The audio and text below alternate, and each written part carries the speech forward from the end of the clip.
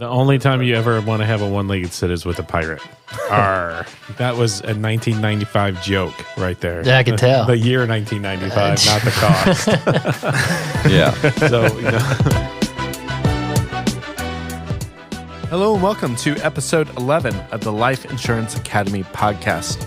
I'm your host, Austin Lopes-Severo, and I'm here with Chris Ball, Zach McElwain, and Roger Short. The LIA podcast takes you into the conversations of top producing life insurance agents so that you can level up your business. For episode notes and resources, visit liapodcast.org and follow us on Facebook, Twitter, and Instagram at Life Insure Acad. We're also excited to announce that you can now get text notifications of episode releases and other resources that will help you grow your business. All you have to do is send LIA to 82149. So, now if it's safe for you, grab your phone right now. Go on, I'll wait. Now open a new message and put in 82149 for the recipient. That's 82149. And in the message part, type the letters LIA. That's LIA and hit send. We'll respond with a quick welcome message and you're all set up. All right, that's enough housekeeping for now. Thanks for joining us for today's episode. We'll be discussing another topic that will help you get in front of more clients. Now, last week we talked about door knocking and some of the best practices to get a sit in face-to-face sales. But what if you door knock and can't seem to catch the client at home? Well, today we'll be exploring appointment setting and topics like why make the call, what to say to be successful, and how to handle objections on the phone. So guys, we just discussed door knocking and how effective that can be. Where does appointment sitting fit into that? All the other places where door knocking doesn't.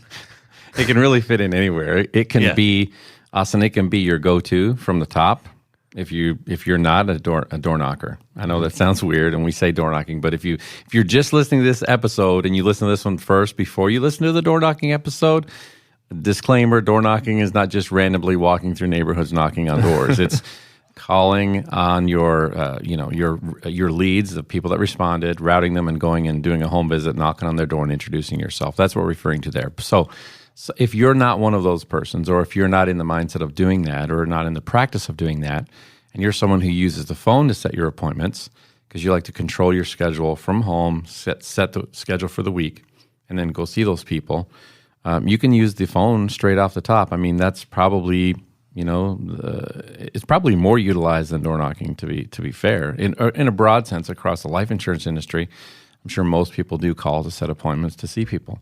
When you're working a lead program, you can do both. That's the great thing about it. Now, why would you?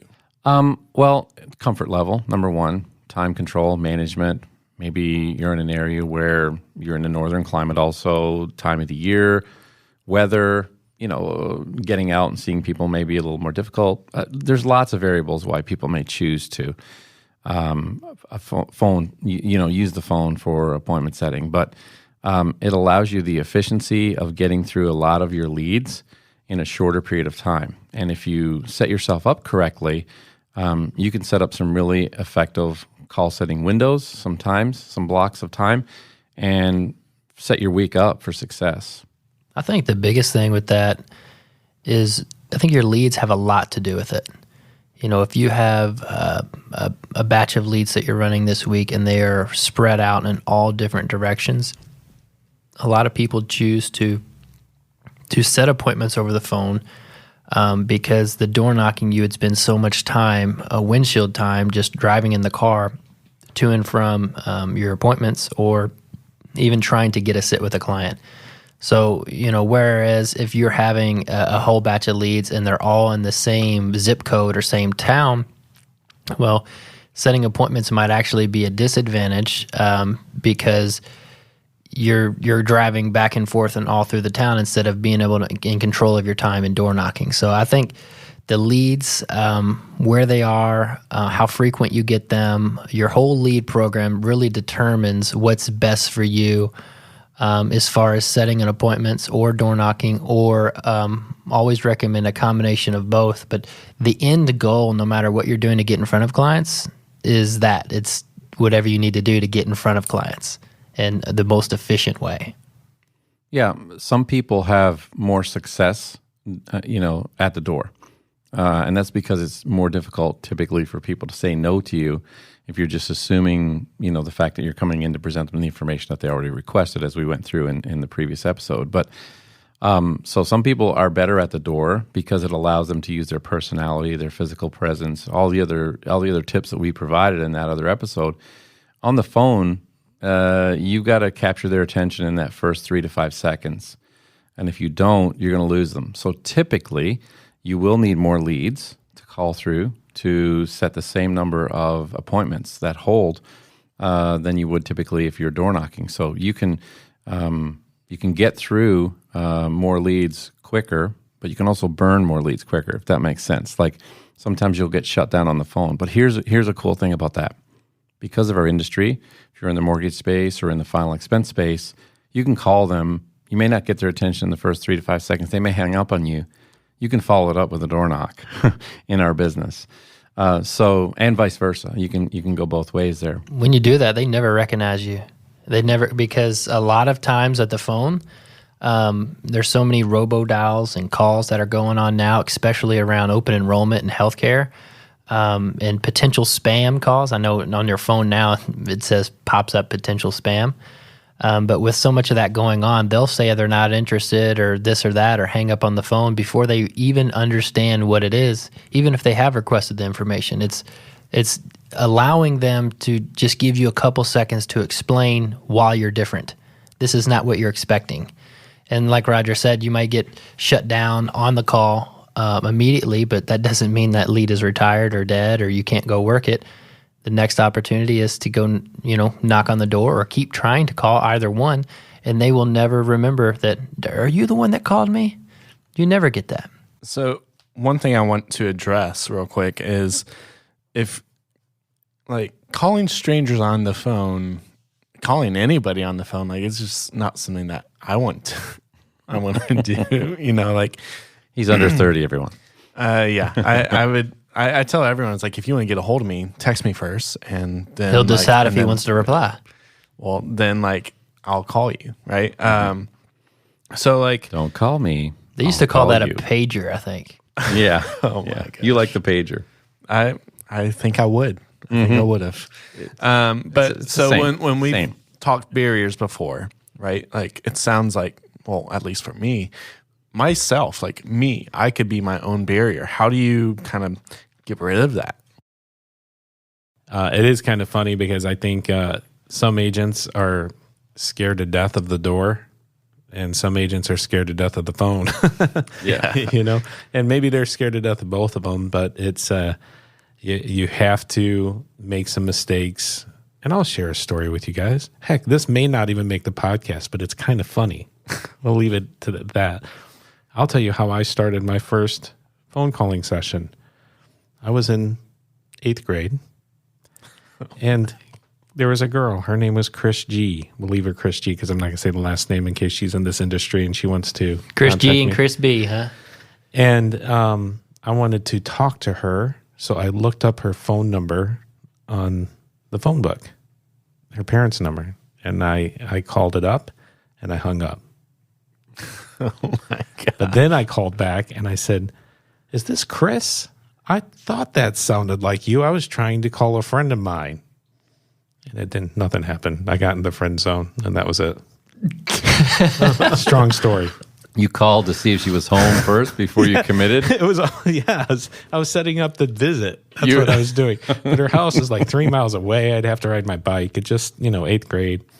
I was in the friend zone.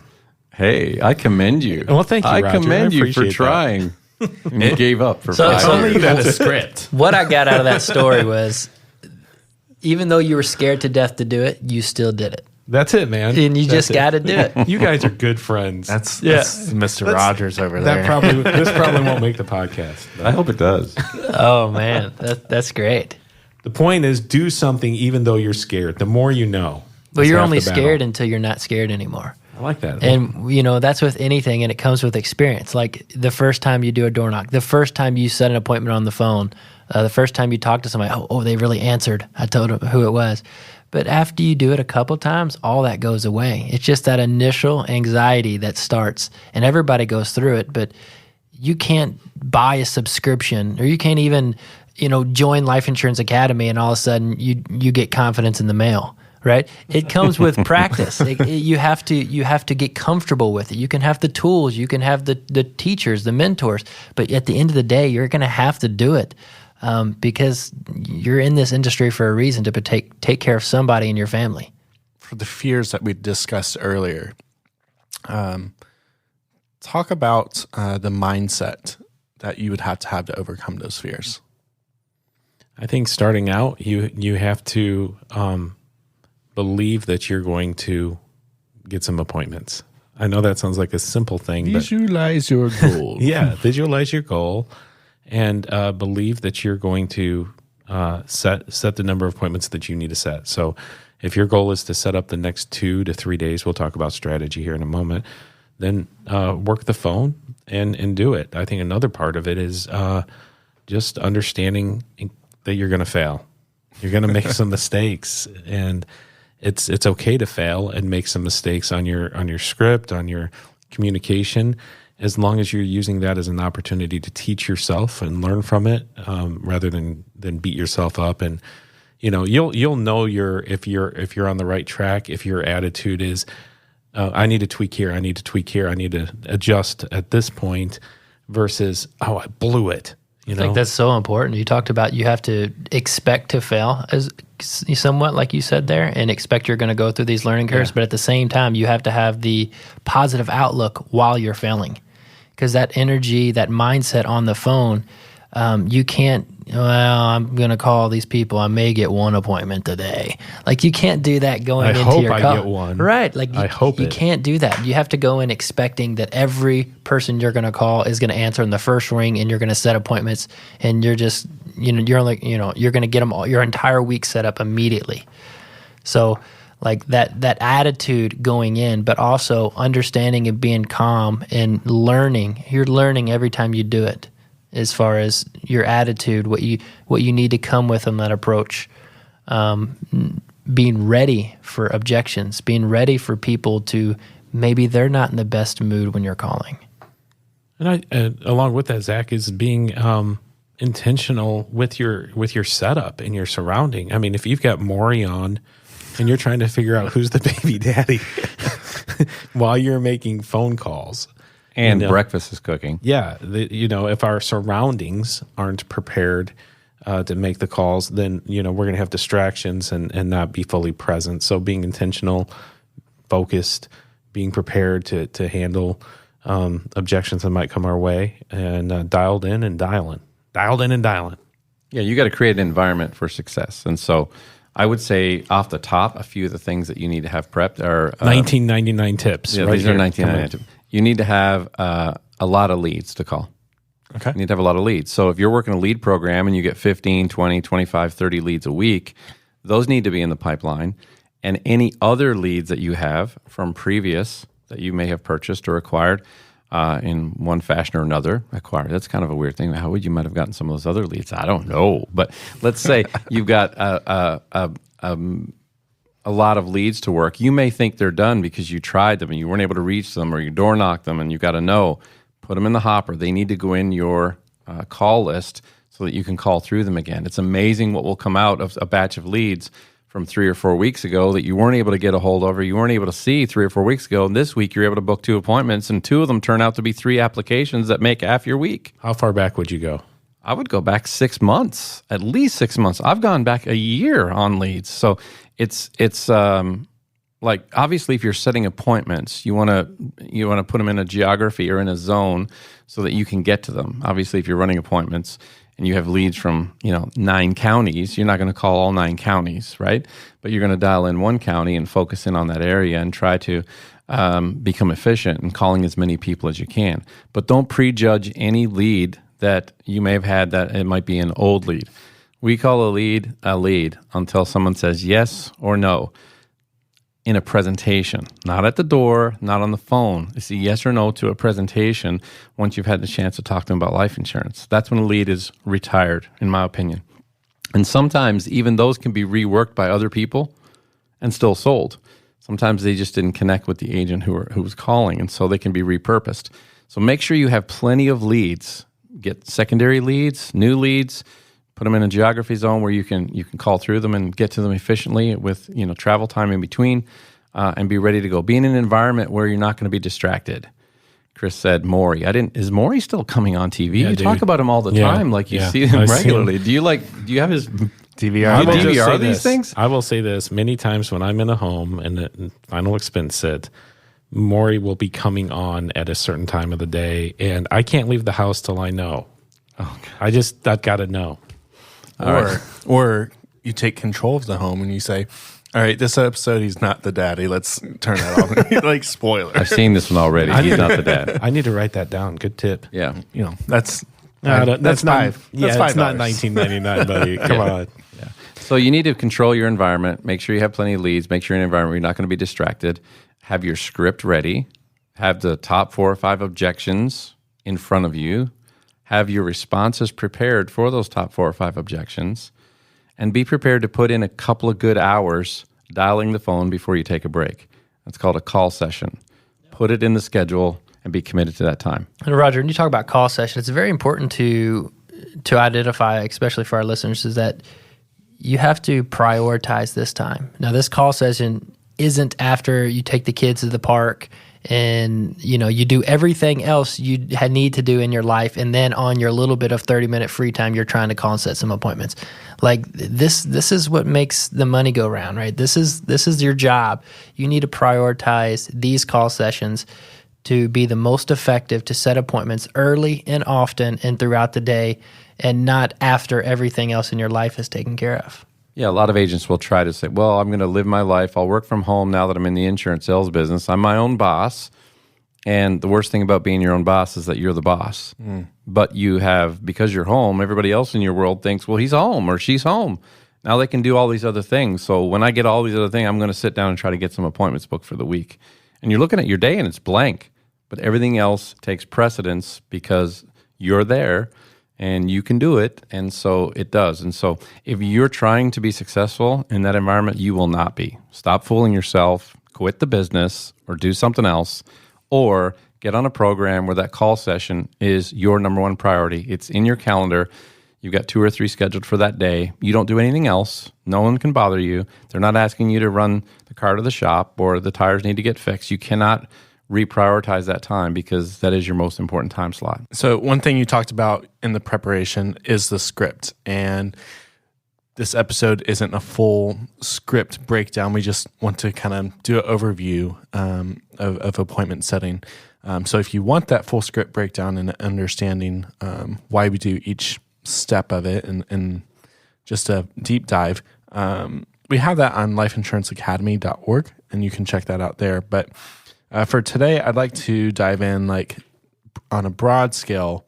What are the elements that an agent should have in their format for appointment setting? So Austin, in my opinion, there's 4 key things, 4 key components that you need to have in place, in mind, to be successful in setting appointments. And here they are. Number 1, and you guys can take out your pens, and I'll give you my Venmo after for the $19.99, okay? Take out your pen. Number 1, you need to keep this process simple.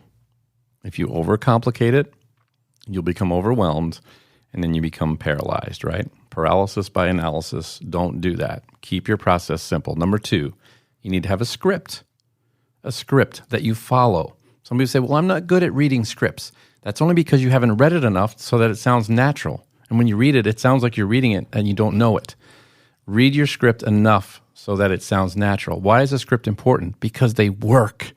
It's like riding a bike. You put the training wheels on for a little bit. Companies create scripts because they work. They address the things that need to be addressed. They help you answer objections before you get them. They cover fundamental pieces of the call that most people, the uninitiated, aren't thinking about and will derail you and keep you from getting the appointment. And after, people say, oh, I've been on the phone. I called all these people. I couldn't get any appointments. Did you follow a script? Well, kind of. Or, I don't like following a script. I'd rather be myself. Well, how did that work out for you? Apparently no one likes you. You didn't get any appointments. Ouch.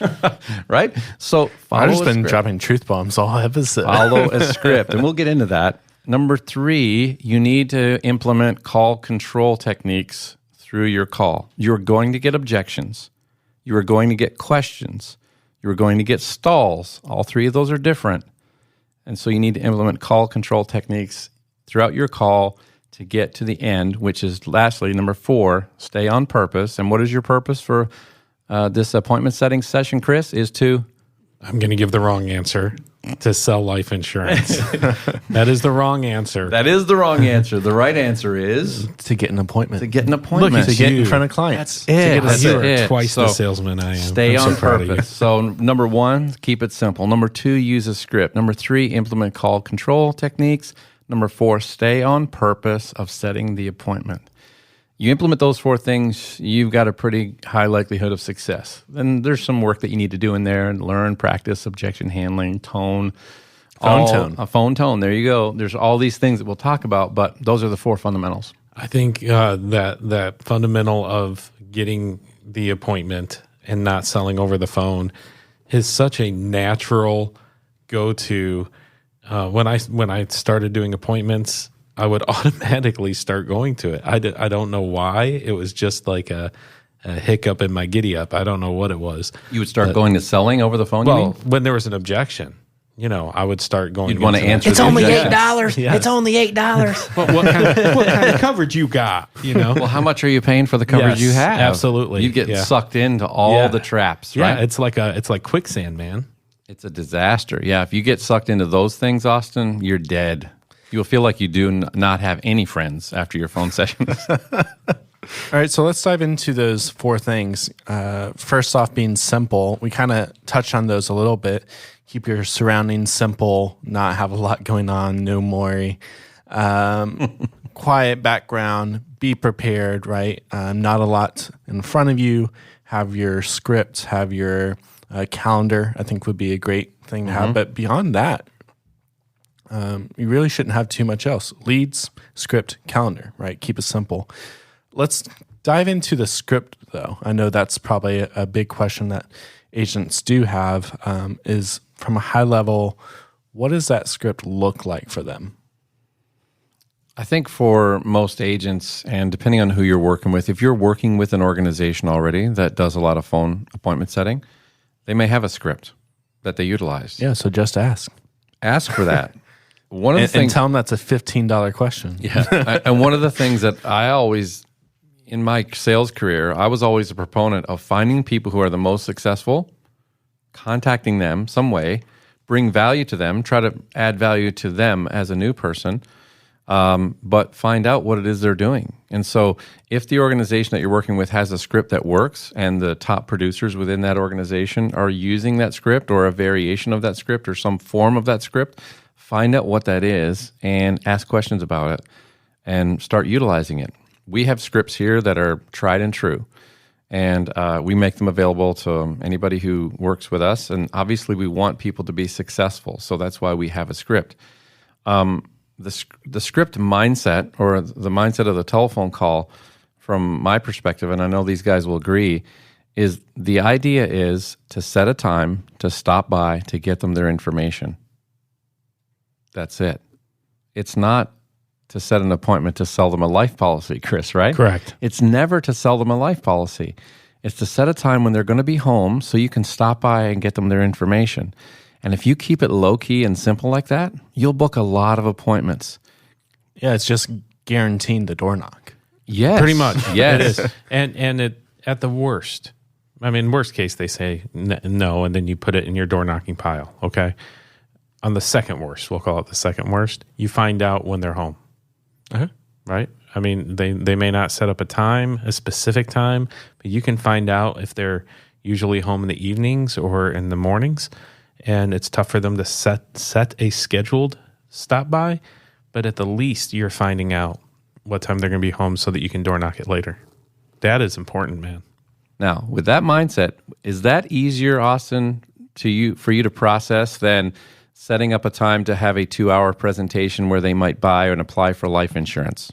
Yeah, especially just the information component, right? Like You're still leaving a little bit of vagueness of what the information is. But that's the whole goal behind it, is to just set up that time. So when you are looking at your script, there's going to be a few things right off the top of that script that you need to answer immediately. I think we covered them in our door knocking episode, Zach, when people said when you show up at the door, there's 2 or 3 things that are racing through people's minds, more so when you're calling them on the phone.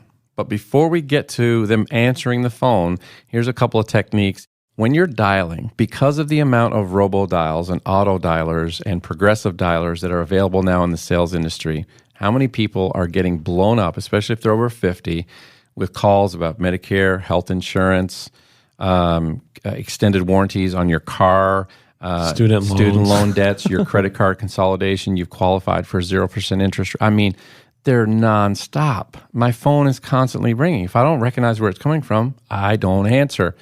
But here's one thing that people know, is that you don't get the same phone call on those progressives, robo-dialers, auto-dialers.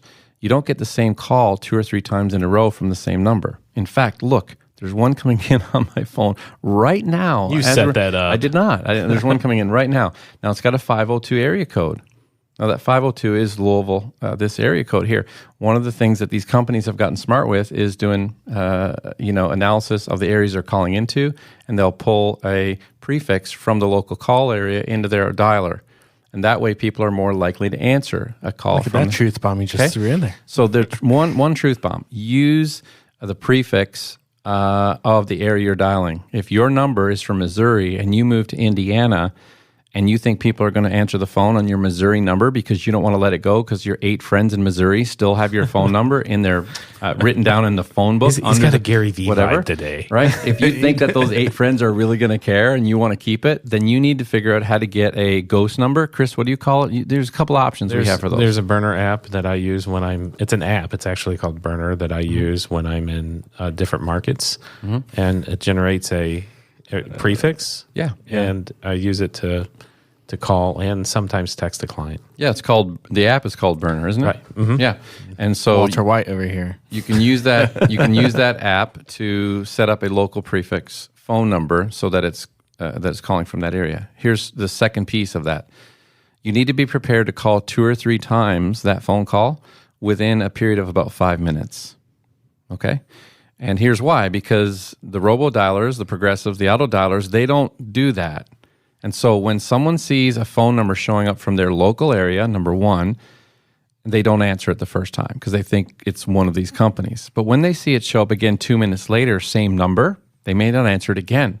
When it shows up again, within 3 minutes, the same number showing up again, that person will typically answer the phone and say, "Yes, may I help you?"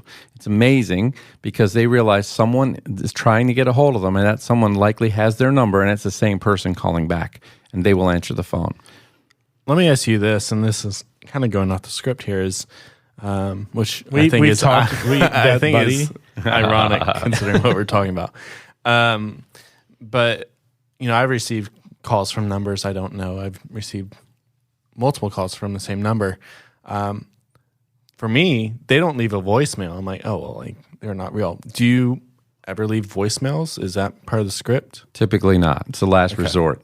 Last resort for me. Yeah, but typically not. Do you guys? Nope.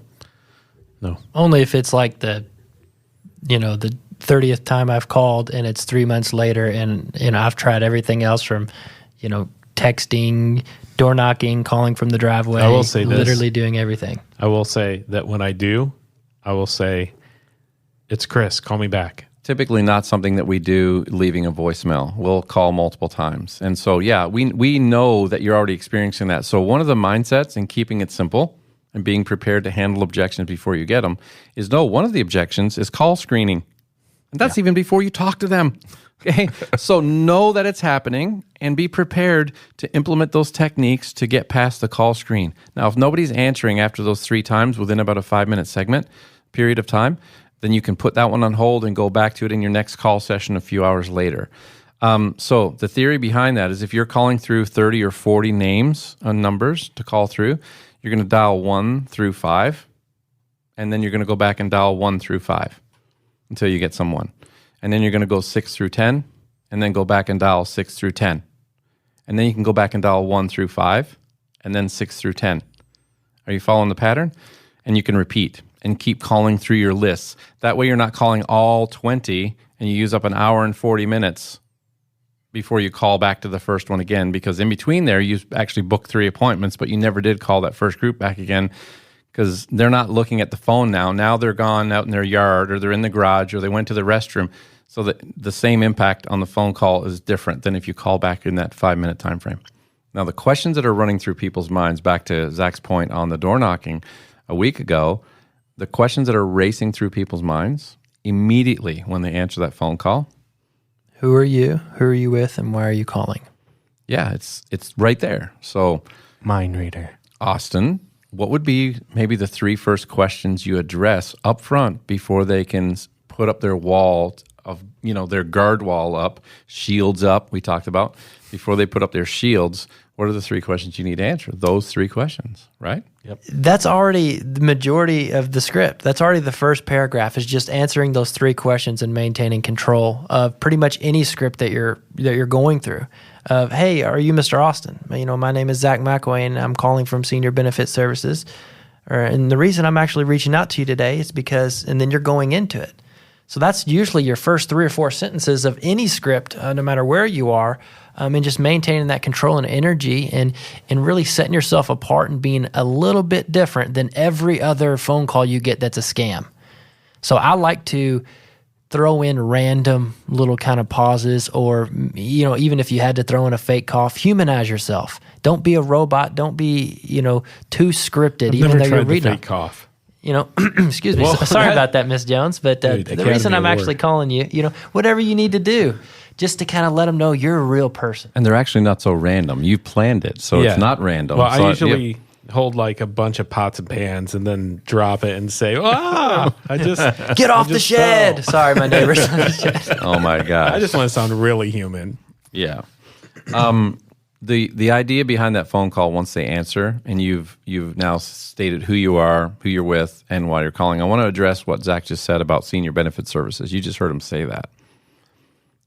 We say Senior Benefit Services because the name of your company means nothing to your client. So if you're calling in the final expense space to say ABC Insurance Group or whatever it might be, it means nothing to them. Senior Benefit Services typically has something to do with seniors and benefits and services. Okay? And again, it brings some recognition. You look like you had a question on that.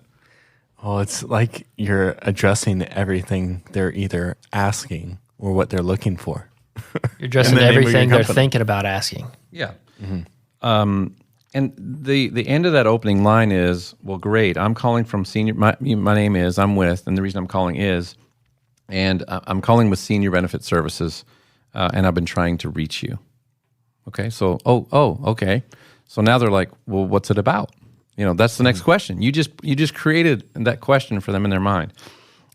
We recently received a card that you returned to us by mail requesting some more information about the Indiana benefits available for final expense programs and burial costs. And Austin, I'm the person that's trying to get that to you, and that's going to be assisting you with that, okay? All right. Great. That's the first segment. So you're letting them know what they filled out, okay, and that they responded by something. In fact, in that case, it was a direct mail piece because I said you filled out a card or you returned it by mail. They may have filled out something online. You're just going to address that in that format. And then you're going to get some little yeses. So the goal on the phone now is to create some small yeses, which lead to a big yes. Okay? And if you follow the progression, a lot of little yeses equals a big yes at the end, and it's an assumed appointment at the end. So what I'd like to do first is verify the information that you wrote on the card for us to make sure we have everything correct. The card says that you live at blah, blah, blah, and that you're 63 years old. Is that correct, or have you recently had a birthday? You would say, yeah, that's correct, but I do have a birthday coming up. Well, happy early birthday. So now I'm going to have some small banter. If you say, yes, that's correct. The reason why I say that is because sometimes you may have an aged lead. Mm-hmm. If that lead is 8 months old, likely is they might have had a birthday. Mm-hmm. And so by saying, are you currently 63 or have you just recently had a birthday? Well, I had a birthday in December. Oh, well, happy belated birthday. I'm glad that I'll update the records for you. You see what I did there? Well, thank you, Roger. I'm glad my record is up to date. Yeah. And then also you're confirming their address so you can door knock if they had moved. Correct. And so if a spouse is listed also on there, if your form allowed for a spouse's name, you're also going to indicate and carry on because you're going to get confirmation. Is that correct? Or have you recently had a birthday? Well, happy belated birthday or happy early birthday. It's also here that I think you put down that your husband or your wife's name is so-and-so and that she is 62 years old. Is that right? Or has she recently had a birthday? Yes, that's correct. Great. So now you're getting yeses, you're getting confirmations, you're getting agreement in the upfront piece of the phone call. Another important component of what I said was that the state-regulated final expense plans. And I'm emphasizing that a little bit. The state-regulated final expense plans for burial costs and funeral costs.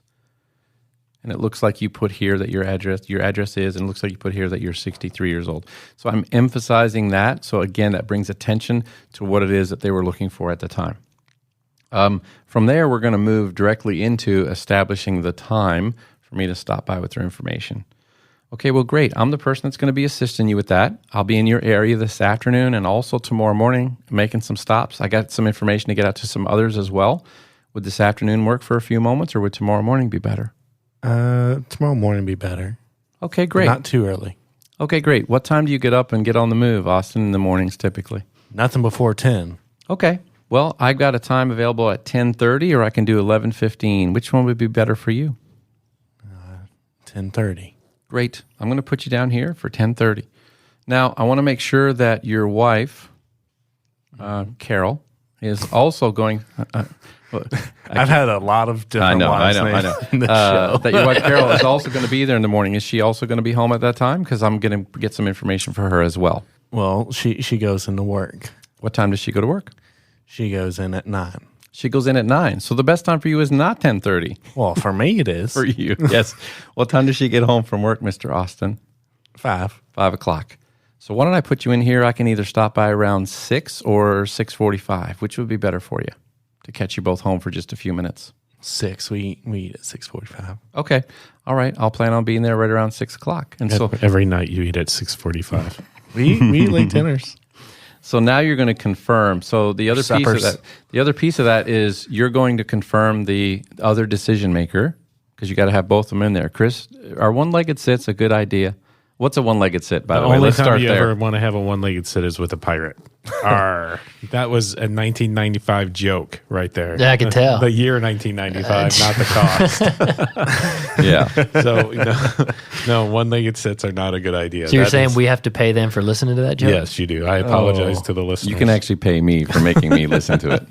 Venmo you. You know what a pirate's favorite letter is? Oh, boy. Oh, boy. I bet I can guess. What is it? You tell me. What is it?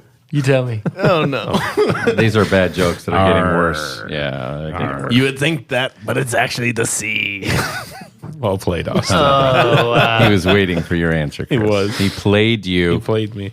So, again, you're going to confirm the spouse is there. Wait, I want to know what a one-legged sit is. One-legged sit is when the spouse isn't there or the decision maker or the other person who will help make the decision is not present.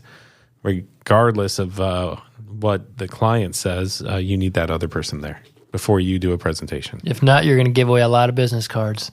And that's not a good thing. That's I'm going to run this through with my wife and we'll talk about it and we'll let you know or we'll get back to you. Or we sleep on everything or we never make a decision today.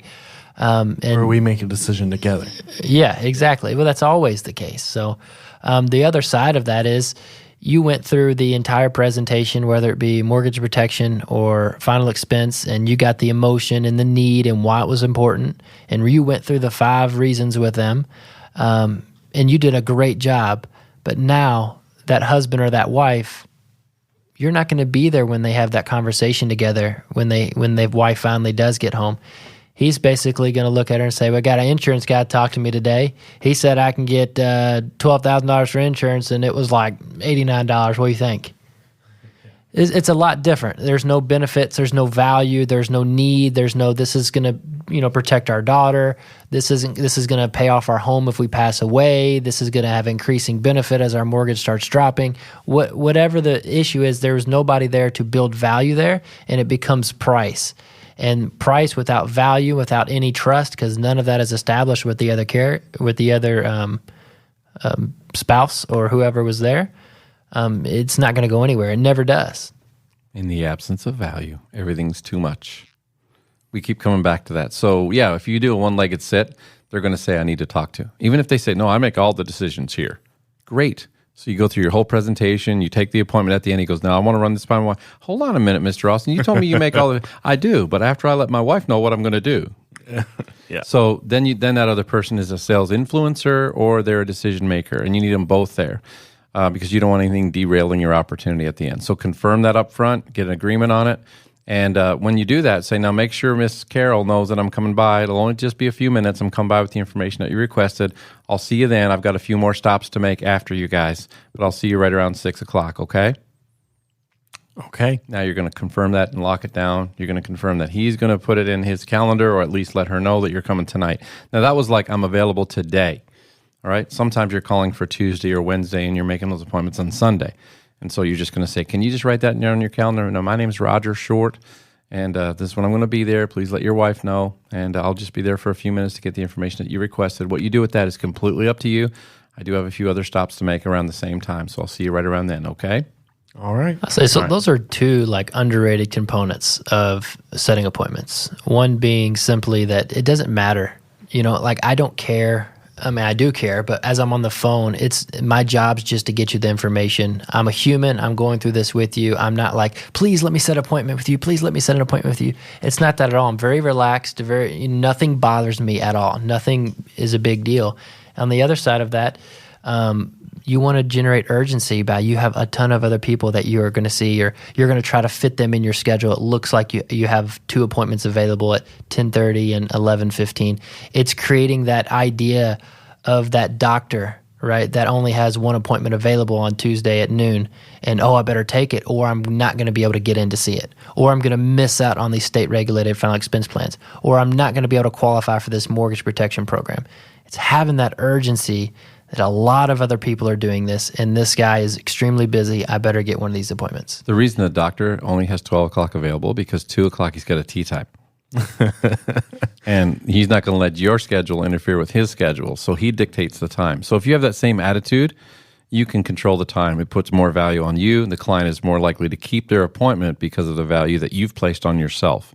Don't be begging for a time. I can come by anytime, whenever you can squeeze me in. Mm-hmm. There's no value there. The value has gone in the wrong direction. Put the value on your time. It's all about setting, and when you are setting that time, is you're giving them options that's available in your schedule. Your schedule might be wide open. This may be the first person you've talked to, but you want it to be like you only have 1 or 2 slots, and either tomorrow morning or Wednesday afternoon. Right? You're setting those times and those dates. You're not allowing them to say, and I will never say if I'm setting appointments, so what day is best for you? Well, how about next week or next month? Way to ask for a time. I mean, you will never land on anything. It's the same at the door. If you say, okay, well, it's not a good time. Okay, Miss Jones, I'm sorry. When would be a better time for me to come back? Never. Terrible question. And you lost all control. You lost all urgency. In her mind, well, whenever I'm ready to die, we'll go ahead and I'll let you know, and you can come by. Now, for the script, we work a lot of different markets. We have final expense, mortgage protection, and several other products. Is the script the same for all clients, or does it differ?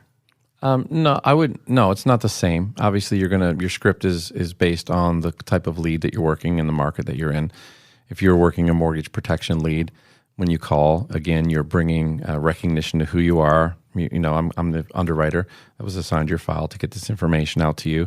I want to verify some things that you put on the card here that you requested as it relates to your recent mortgage with, and we'll use Wells Fargo or any other Chase or whatever, in the amount of, and typically you have the mortgage amount, and this is your property. I want to verify this is your address, yes, and can you confirm your zip code? Great.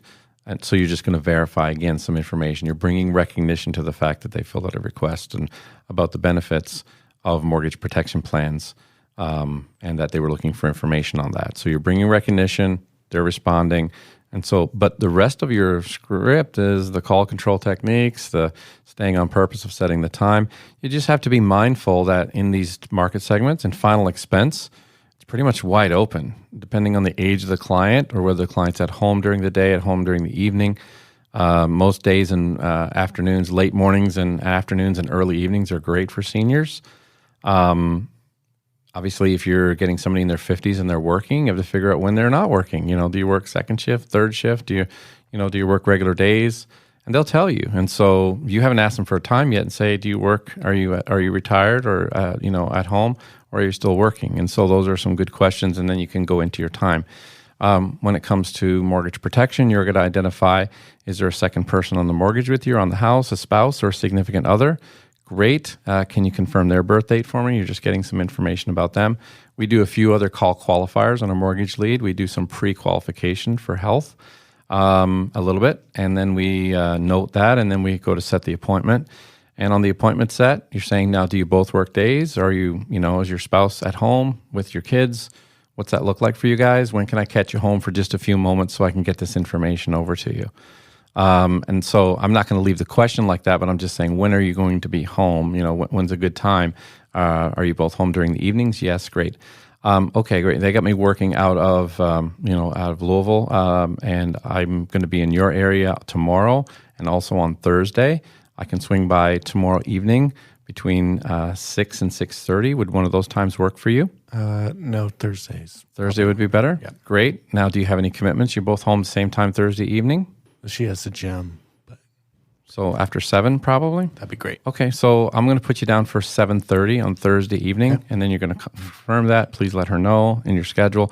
Again, so you're catering to your market and your clientele. Obviously, in the mortgage space, they may be younger, but they may be older. We get people in their 70s, and I even had one in my early 80s, just bought a condo, downsized from their house, got a new condo. It's got a $140,000 mortgage on it, and they want to put a mortgage protection plan in place, and they responded with one of those. And so there's a wide variety, but just be sensitive to what the most likely time available is and key in there, looking for times and days. Let's talk about the objections that you might get on the phone and how to handle them. I will say this about the objections, and this is one thing I learned early on in this process of dealing with people, is nothing is a big deal unless you make it a big deal. And that's something I have to repeatedly tell myself. How about you repeat that here again? I like it. Nothing's a big deal unless you make it a big deal. So, if Mrs. Smith is saying, well, can't you just mail it to me? Can't you just mail the information to me? I may say to Mrs. Smith, trust me, I wish I could. And I'm guessing when you sent in this request, you were just trying to figure out how these plans work, and I just need to see which one you qualify for. So 6 or 6:45, which one works best for you? So you take it back. Right. So what Chris is talking about there is some things that we dive deeper in some of our training segments on Life Insurance Academy, and that's call control techniques. So call control. Chris, one of the things that you've always said to people, even in presentations, right? You're famous for this. That's a great question, Mrs. Smith. We're going to get to that in just a moment. But before we do, and boom, right back into your presentation. Correct. Right back on point. So overall, the general idea between call control is this. If you just this is the takeaway from that. Call control techniques are implemented so that you can address the concern, the objection, the stall, the potential concern, the potential objection, so you can address it without answering it and diving into it. You can address it and move back to your script, move back on point. Because again, what's the last component is to stay on purpose. So you address it and move right back in. That's a great question. I'm going to get to that in just a moment. Boom, boom, boom, and you roll right back into your telephone script or your sales presentation, whatever it is. So we implement these on the phone, at the door, and in the home. These are call control techniques. On the phone, you're going to get you're going to get objections like, well, I thought you were going to send me something in the mail. Chris, address that. Well, I wish I could. I really do. I'm sure when you filled this out, you were just looking for information on how these programs work. And it's my job just to get the information to you and see which ones you qualify for. What you do with that is completely up to you and only take a few minutes. I'm going to be there 6:45 or 7. Which one's better for you? Or 7:30. Which one's best for you? I promise it'll only take a few moments, and then you're going right back to the time again, and you're coming. So no matter what they say, can you mail me something? Is this free, or how much are these plans, Chris? If someone threw out there to you, well, how much are these plans, Chris? It's probably similar to that as far as I'm guessing you're just trying to figure out how much these plans are and how they work. I got to figure out what you qualify for. So I'm going to be by 645 or 730. Which one works best for you? Correct. Now, again, you see what he's doing? We're just addressing the objection. We're not answering it. We're addressing the question. Some of them I'm are going to not, repeat it back to him. Yeah. You're just trying to figure out how much they cost. Some of them are not objections. Chris, would you, right? These are not necessarily Right. objections. And again, if in our own mind we're making an objection, now we have to overcome it. Right. Don't treat it as an objection. Treat it as a question. You're addressing the question, staying on If I purpose, go into, going back to the time. Well, it depends on your affordability. How much are you drawing for Social Security, and how much can you put towards Red a plan? flag, red flag. Like I've gone into. You don't I even start know if that's sales pulling loads. out your price quote calculators and start giving them prices? No, I don't. Some people say, well, these plans start as low as $19 a month. Wow, we're going to check that out. What Again, time works when you best? say $19 a month, Chris, what does that do? Now, if you're not very good at thinking on your feet, like This comes up a lot. So some go ahead. people are, how do you handle these objections? There is a French word for this. Okay, it's called. I'm going to try and say it correctly. It's called practice. Did I say Practice. it right? Practice. That's That's right. it. That's it. Oh man, It is practice. It is practice. And people have to do it. Even people who are quick on their feet, because it's something you want to be able to go to quickly. And some people, I think, are afraid to come off salesy. They're afraid to come off scripted. But I would rather get applications, personally. So when Chris says practice, there's two components to that, right? And for the uninitiated, you're thinking, well, I just got to do it and figure out my way. Well, you can also practice before you get on the Yes. phone, and that is understanding what the most common objections are, like we said earlier, and having your responses ready for those. And having read through your script so much that you don't even need to look at it to stay on point, but you stick with it because you know it works, not like you're reading it. And you don't want to get that question and be caught like a deer in the headlights, like it's the first time you've ever heard that, because we know what the majority of objections are before you even get on the phone. So practice those. Be ready to pivot. Be ready to implement those call control strategies to go back to the script. Well, that's a great question. I'm sure you just wanted to find out how these programs work. That's why I'm stopping by. I have to find out which programs you can qualify for. Only take a few minutes. Is 6:30 or 7 best for you? yeah. Write the call control down. Have it written in front of you. Make it part of your script. I do want to say something about practice. And I that is one thing I will say. I was pretty prepared when I came into this because I did practice. And I practiced with note cards. My amazing, wonderful wife practiced with me. I gave her those note cards. And some of the note cards had health impairments, ages, objections, and she would kind of mix them up and pull them out. I didn't know which ones they were going to be. You know, next thing I know, she's transformed into a 74-year-old guy smoking a cigarette at a door, you know, and I'd start cracking up and she'd yell at me. It was a lot of fun. We had a lot of laughs with it, but it got my brain thinking in the proper, getting in the proper mindset and the proper sequence of what to go to if something is brought up. But it's a little bit of work, but you don't have to make it boring. It can be fun. Thanks so much for listening to this episode of Life Insurance Academy Podcasts. Now, today we mentioned quite a few resources, a lot of scripts, a lot of good nuggets to take away. And if you were driving, chances are you weren't able to write that down. So make sure to visit the show notes at liapodcast.org/EP11. That's liapodcast.org/EP11. And that'll take you straight to the page for this podcast, and you can access all those resources there. And we would love to know if this was helpful. At the bottom of the show notes on our website, we've opened up the comments section. So let us know. Tell us your success stories. Tell us your outstanding questions. And as always, if you enjoyed this podcast, make sure to subscribe wherever you're listening. Rate us 5 stars and follow us on Facebook, Twitter, and Instagram at Life Insure Acad. The Life Insurance Academy podcast is hosted, edited, and mixed by me, Austin Lopes-Rivero. This episode was produced by Roger Short and myself. Our theme song is by Flashing Lights. We'll catch you on another episode, including a special show we have for you next week that will no doubt be exciting and encouraging. We'll have Bruce Barak of Foresters Financial in the studio for a Carrier Spotlight. Now, I know what you're thinking. Not another Carrier presentation. Well, let me tell you, this is not your typical Carrier presentation. So make sure to tune in to this fun, unique conversation. Until then, drive safely and go be a difference maker.